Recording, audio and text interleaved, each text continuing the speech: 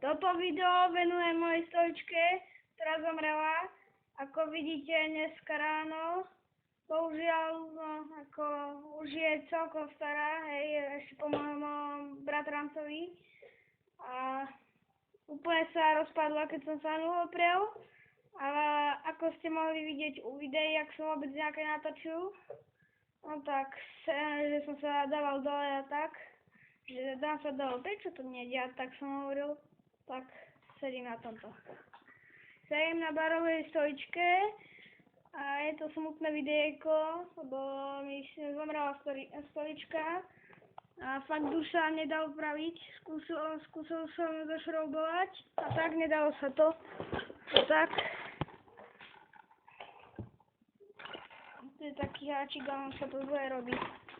No, tak stolička ryb, napíšte do komentárov ryb pre stoličku.